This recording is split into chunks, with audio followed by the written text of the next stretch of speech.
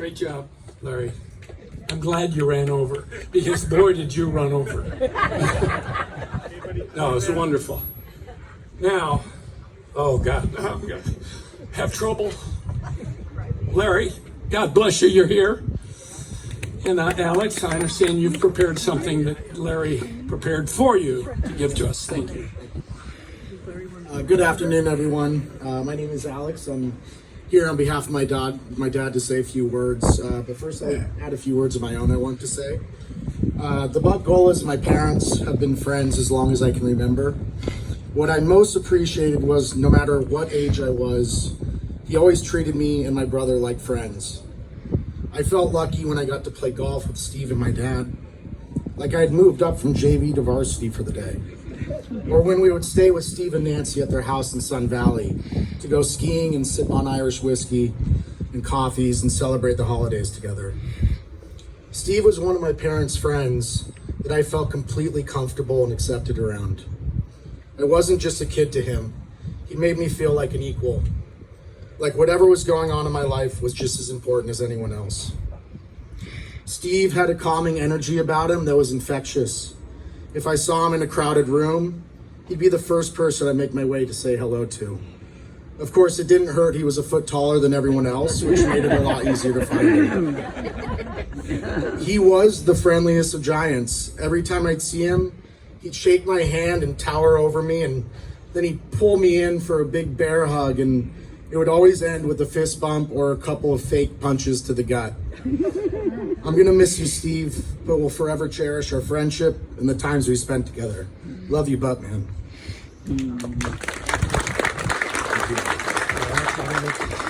So next are my father's words about Steve, which he asked me to share with you today. And I just want to say quickly how much I really appreciated my dad and Steve's friendship. To me, it was exactly what a friendship should look like. So here are his words. I didn't know Steve when he was a gritty little Bruin, but I'm sure he was tough, motivated, and committed to being the best he could be. I'm also sure he was respected by his coaches and fellow players, and subsequently by the student athletes he taught and coached.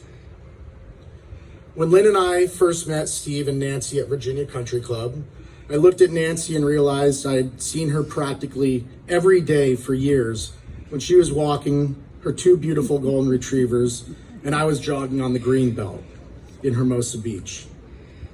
I said, "You're the dog lady." And she said, "You're the running man." That was 27 years ago, and we've been fast friends ever since. Steve was gentle, soft-spoken, even-tempered, and non-judgmental. I loved that about him.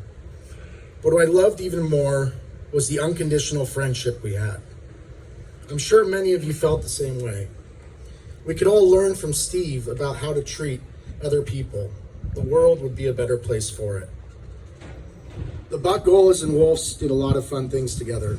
Golf, skiing, fly fishing, golf trips with other VCC couples, road trips with our dogs. We love our Goldens. Bridge, and of course, strict observance of happy hour. We had some great times. In fact, Nancy recently told me that the hospital had not put the cause of death on the certificate. I said jokingly, of course, maybe they couldn't spell tequila? Steve would have laughed at that. Years ago, after my father passed away, I picked up his ashes on the way to Virginia Country Club. Steve and I rode together that day, and after golf, we talked about how enjoyable it was.